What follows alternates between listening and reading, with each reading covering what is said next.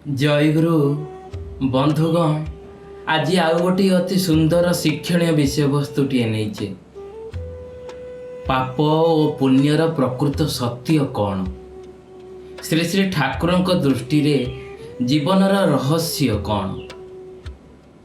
ଜୀବନ ବଦଳାଇ ଦେବା ଭଳି ସତ୍ୟ ବିଷୟଟି। ହଁ ବନ୍ଧୁଗଣ, ଆମେ ପ୍ରାୟ ସମୟରେ ଗୋଟିଏ ପ୍ରଶ୍ନ ଶୁଣୁନା ଯେ ପାପ କ'ଣ, ପୁଣ୍ୟ କ'ଣ? କେହି କହନ୍ତି ଉପବାସ କଲେ ପୁଣ୍ୟ, କେହି କହନ୍ତି ଦାନ କଲେ ପୁଣ୍ୟ, ଆଉ କେହି କହନ୍ତି ମନ ଯାହା ଚାହେଁ ସେଇଆ କର। ଜୀବନଟା କେତେ ଦିନ? କିନ୍ତୁ ଖାଲି ଏତିକିରେ ପ୍ରଶ୍ନଟି ସରିଯାଇନି ବନ୍ଧୁଗଣ। ପ୍ରଶ୍ନ ହେଉଛି ଆଜି ପାପ ଓ ପୁଣ୍ୟର ପ୍ରକୃତ ମାନେ କ'ଣ? ତେବେ ଆସନ୍ତୁ ମୋର ଗୁରୁଙ୍କୁ ସ୍ମରଣ କରି ଆରମ୍ଭ କରିବା ଆଜିର ଏହି ସୁନ୍ଦର ବିଷୟଟି। ପରମ ପ୍ରେମମୟ ପରମ ଦୟାଲ ଶ୍ରୀ ଶ୍ରୀ ଠାକୁର ମୋର, ପରମ ଆରାଧ୍ୟା ଜଗତ ଜନନୀ ଶ୍ରୀ ଶ୍ରୀ ବଡ଼ମା ମୋର, ପରମ ପୂଜ୍ୟପାଦ ଶ୍ରୀ ଶ୍ରୀ ବଡ଼ଦା ମୋର, ପୂଜ୍ୟପାଦ ଆଚାର୍ଯ୍ୟ ଦେବ ମୋର, ସଭିଙ୍କର ଆତୁଳ ଶ୍ରୀଚରଣରେ କୋଟି କୋଟି ଅନନ୍ତ କୋଟି ପ୍ରଣାମ ନିବେଦନ କରେ ଓ ମୋର ଏହି ଭିଡ଼ିଓ ଦେଖୁଥିବା ସମସ୍ତ ଇଷ୍ଟପ୍ରାଣ ଗୁରୁଭ୍ରାତା ଭକ୍ତିମୟୀ ମା ମାନଙ୍କୁ ମୋର ଅନ୍ତରରୁ ଶ୍ରଦ୍ଧା ପ୍ରୀତି ଆନନ୍ଦିତ ଜୟଗୁରୁ ଭଲ ପାଇବା ଓ ପ୍ରଣାମ ନିବେଦନ କରେ। ସବୁଦିନେ ଏମିତି ଆତ୍ମିକ କଥା ଶୁଣିବା ପାଇଁ ଆମର ଏହି ଛୋଟ ପ୍ରୟାସ ଜୟଗୁରୁ ପ୍ରାର୍ଥନା ଚ୍ୟାନେଲକୁ ସବସ୍କ୍ରାଇବ୍ କରନ୍ତୁ ଓ ପାଖରେ ଥିବା ବେଲ୍ ଘଣ୍ଟିର ଅଲ୍ ବଟନକୁ ବି ଦବାନ୍ତୁ। ତେବେ ଆସନ୍ତୁ ବିଷୟବସ୍ତୁକୁ ଯିବା। ବନ୍ଧୁଗଣ, ପାପର ଅର୍ଥ କେବଳ ଭୁଲ କାମ ନୁହେଁ, ବରଂ ଠାକୁରଙ୍କ ପରିଭାଷା କହେ ଯେ ଆନନ୍ଦ ଅବସନ୍ନତାକୁ ଆମନ୍ତ୍ରଣ କରି ସ୍ୱାସ୍ଥ୍ୟ ଓ ଜୀବନର ଅପଳାପ ଘଟାଏ, ଯେ କର୍ମ ଭୟ ଓ ଦୁର୍ବଳତାକୁ ହିଁ ସୃଷ୍ଟି କରେ, ଯେ ସେବା, ଯେ ଅନୁରକ୍ତି, ଯେ ସହାନୁଭୂତି ନିଜକୁ ପାରିପାର୍ଶ୍ୱିକକୁ ଜ୍ଞାନ ସମୃଦ୍ଧି ଓ ଶ୍ରେଷ୍ଠତ୍ୱକୁ ଅବହେଳା କରି ହୀନତ୍ୱରେ ପ୍ରତିଷ୍ଠା କରି ଭ୍ରାନ୍ତି ଓ ବିପଦ ସହିତ ଅମଙ୍ଗଳକୁ ଡାକି ଆଣି ମରଣର କୋଳରେ ଶୁଆଇବାକୁ ଚାହେଁ, ତାହାକୁ ତୁମେ ମୂର୍ତ୍ତିମାନ ପାପ ବୋଲି ଜାଣିବ। ଶ୍ରୀ ଶ୍ରୀ ଠାକୁର ଏହାକୁ ଗୋଟିଏ ଅତ୍ୟନ୍ତ ସରଳ କିନ୍ତୁ ଗଭୀର ଭାବରେ ବୁଝାଇ ଦେଲେ। ଶ୍ରୀ ଶ୍ରୀ ଠାକୁର କହୁଛନ୍ତି, ଯାହା ଅସ୍ତିତ୍ୱକୁ ରକ୍ଷା କରେ ସେଇଟା ପୁଣ୍ୟ, ଆଉ ଯାହା ଅସ୍ତିତ୍ୱକୁ ନଷ୍ଟ କରେ ସେଇଟା ପାପ। ଏହାର ଅର୍ଥ କ'ଣ ଜାଣନ୍ତି ବନ୍ଧୁଗଣ? ଏହି ସୃଷ୍ଟିରେ ଯାହା କିଛି ଅଛି, ମଣିଷ, ପଶୁ, ପକ୍ଷୀ, ଗଛ, ଉଦ୍ଭିଦ ସମସ୍ତଙ୍କର ଗୋଟିଏ ଅସ୍ତିତ୍ୱ ଅଛି। ସମସ୍ତେ ବଞ୍ଚିବାକୁ ଚାହାନ୍ତି, ସମସ୍ତେ ବଢ଼ିବାକୁ ଚାହାନ୍ତି। ଏହି ବଞ୍ଚିବା ଓ ବିକାଶ ହିଁ ହେଉଛି ଧର୍ମର ମୂଳ ତତ୍ତ୍ୱ।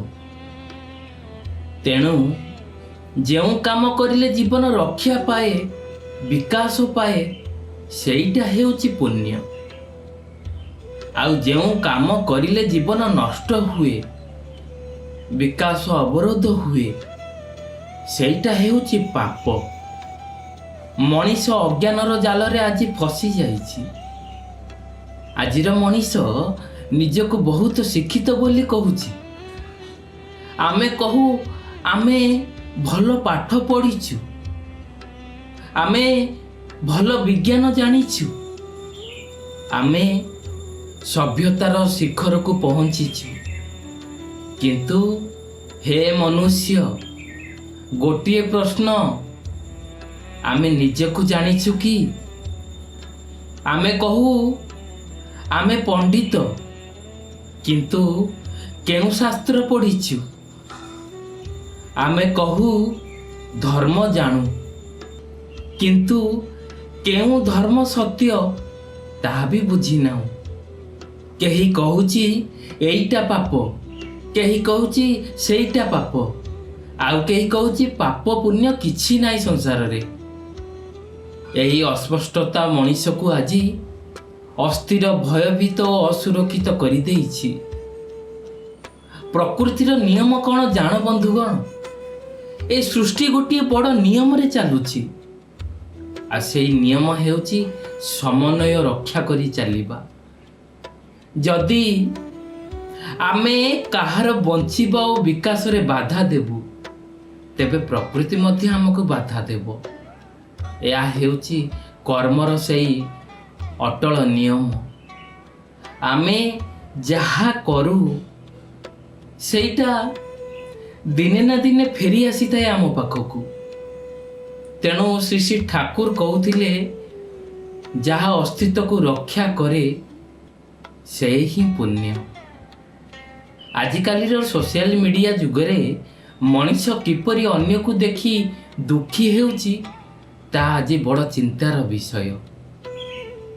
ଶ୍ରୀ ଶ୍ରୀ ଠାକୁର ଏଥିପ୍ରତି ବି ଦୃଷ୍ଟି ଦେଇ କହୁଛନ୍ତି, ଈର୍ଷାଟା ଏକ ଅସୁସ୍ଥ ମନୋଭାବ, ଅପ୍ରୀତିରୁ ତାର ଜନ୍ମ।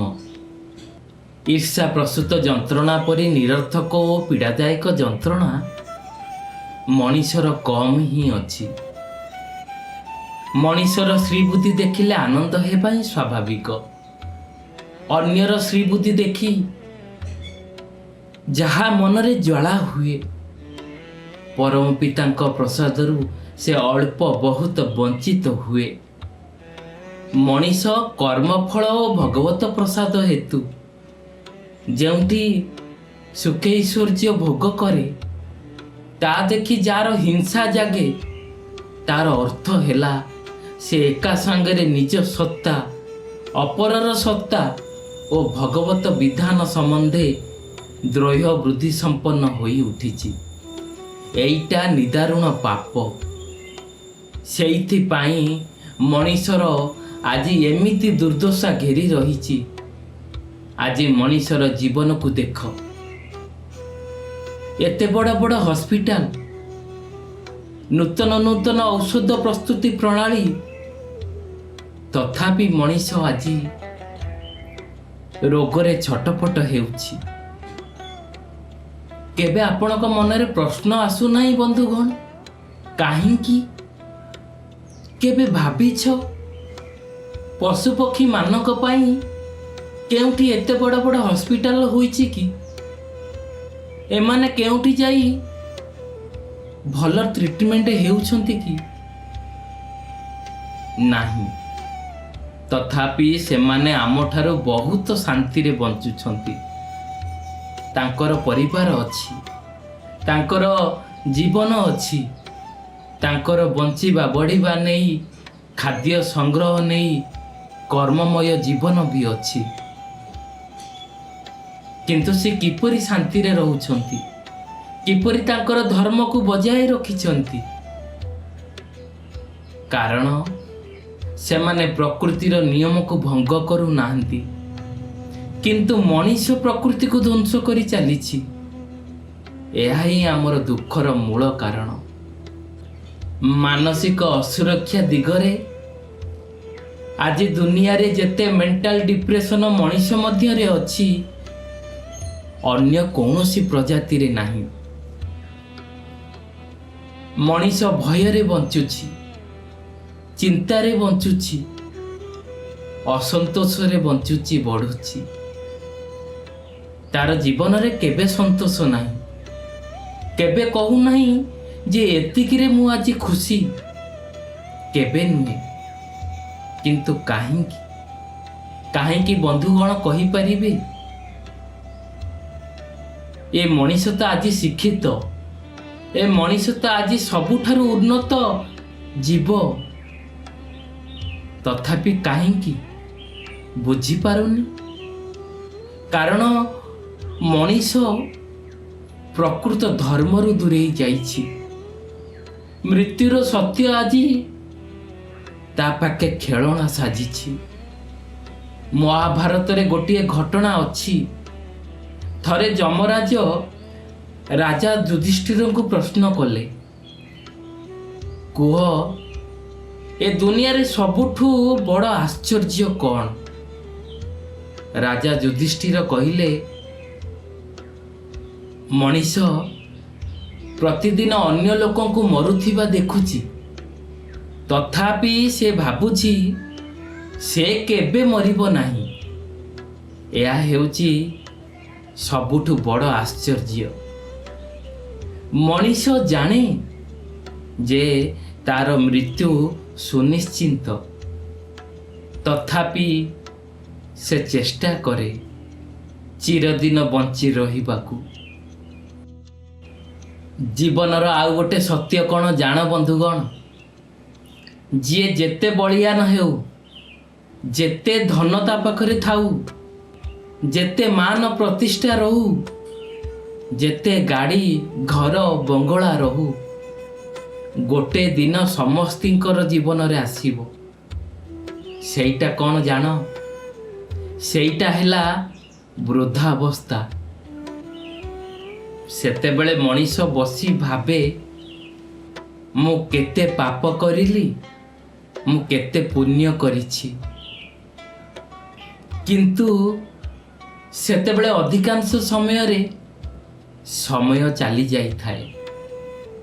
ଭାବିଲେ ଆଉ ହାତରେ କିଛି ନଥାଏ। ପାପ ବଢ଼ିଲେ କ'ଣ ହୁଏ? ଶ୍ରୀ ଶ୍ରୀ ଠାକୁର କହୁଛନ୍ତି, ପୃଥିବୀରେ ଯେତେ ପାପ ବଢ଼େ, ପୁଣ୍ୟ ବି ସେତେ ବଢ଼େ। ସମସ୍ୟା ଯେତେ ବଡ଼ ହୁଏ, ପରମ ପିତା ସେତେ ଉଚ୍ଚତର ସମାଧାନ ନେଇ ଆସନ୍ତି। ଆଉ ଏହା ହିଁ ଭଗବାନଙ୍କ ଖେଳ। ଯେତେବେଳେ ଅଧର୍ମ ବଢ଼େ, ସେତେବେଳେ ଧର୍ମ ପୁନଃ ଉଦୟ ହୁଏ। ହଁ ବନ୍ଧୁଗଣ, ଆମେ ଆଜି ନିଜକୁ ପଚାରିବା ଦରକାର, ଆମେ ସତରେ ଏ ଦୁନିଆରେ ସୁରକ୍ଷିତ କି? ଆମେ ବହୁତ ଉନ୍ନତ ହୋଇଛୁ, କିନ୍ତୁ ଶାନ୍ତି ହରାଇଛୁ। ଆମେ ବହୁତ ଜାଣିଛୁ, କିନ୍ତୁ ଜୀବନର ସତ୍ୟଟା ଭୁଲି ଯାଇଛୁ। ହଁ ବନ୍ଧୁଗଣ, ତେଣୁ ମନେ ରଖ, ଯଦି ଜୀବନକୁ ସୁରକ୍ଷିତ କରିବାକୁ ଚାହୁଁଛ, ତେବେ ଅନ୍ୟର ଜୀବନକୁ ମଧ୍ୟ ସୁରକ୍ଷିତ କର। ଯଦି ଶାନ୍ତି ଚାହୁଁଛ, ତେବେ ପ୍ରକୃତି ସହ ମିଶିକରି ବଞ୍ଚ। କାରଣ ଯାହା ଅସ୍ତିତ୍ୱକୁ ରକ୍ଷା କରେ, ସେଇ ହିଁ ଆଜି ଅସଲ ପୁଣ୍ୟ। ଶ୍ରୀ ଶ୍ରୀ ଠାକୁର କହିଲେ, ସତ୍ତା ଯଦ୍ୱାରା କ୍ଷୀର୍ଣ୍ଣ ହୁଏ, ତାହା କରିବା ହିଁ ପାପ। ଯହିଁରେ ସତ୍ତା ପରିପୋଷିତ ହୁଏ, ବର୍ଦ୍ଧିତ ହୁଏ, ତାହା କରିବା ହିଁ ତ ପୁଣ୍ୟ। ଅବସ୍ଥା ଯେପରି ବି ହେଉ, ତାହାକୁ ପରିବେଶର ଉନ୍ନତିର ସହାୟକ କରାଇ ନେବାକୁ ହେବ। ସେଇଟା ହିଁ ସଚ୍ଚିଦାନନ୍ଦମୟ ସତ୍ତାର ନିତ୍ୟ ଲୀଳା।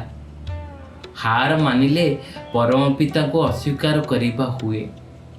ଆତ୍ମସ୍ୱାର୍ଥ ପ୍ରତିଷ୍ଠାର କଥା ବାଦ ଦେଇ ଯେଉଁମାନେ ଇଷ୍ଟ ସ୍ୱାର୍ଥ ପ୍ରତିଷ୍ଠା ନିଶା ନେଇ ଚାଲନ୍ତି, ସେଇମାନେ ହିଁ ଜୀବନକୁ ସାର୍ଥକ କରିବାର କୌଶଳ ଆୟତ୍ତ କରି ପକାନ୍ତି।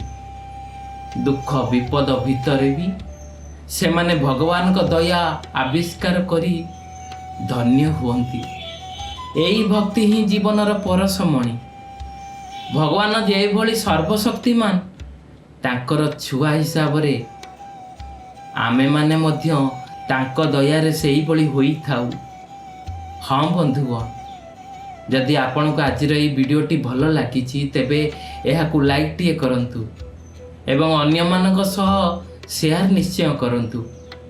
ଏପର୍ଯ୍ୟନ୍ତ ଯଦି ଆମର ଏହି ଛୋଟିଆ ପ୍ରୟାସ ଜୟଗୁରୁ ପ୍ରାର୍ଥନା ଚ୍ୟାନେଲକୁ ସବସ୍କ୍ରାଇବ୍ କରିନାହାନ୍ତି, ତାହେଲେ ଶୀଘ୍ର ସବସ୍କ୍ରାଇବ୍ କରିଦିଅନ୍ତୁ ଓ ପାଖରେ ଥିବା ବେଲ୍ ନୋଟିଫିକେସନର ଅଲ୍ ବଟନକୁ ଦବାନ୍ତୁ। ତେବେ ଆସନ୍ତୁ, ଆଜିର ଏହି ସୁନ୍ଦର ବିଷୟବସ୍ତୁରେ ଏଇଠି ରହିବା। ପୁଣି କାଲି ଆଉ ଗୋଟିଏ ସୁନ୍ଦର ବିଷୟବସ୍ତୁଟିଏ ନେଇ ଆସିବୁ। ସେ ପର୍ଯ୍ୟନ୍ତ ରହୁଛୁ। ଜୟ ଗୁରୁ, ବନ୍ଦେ ପୁରୁଷୋତ୍ତମ।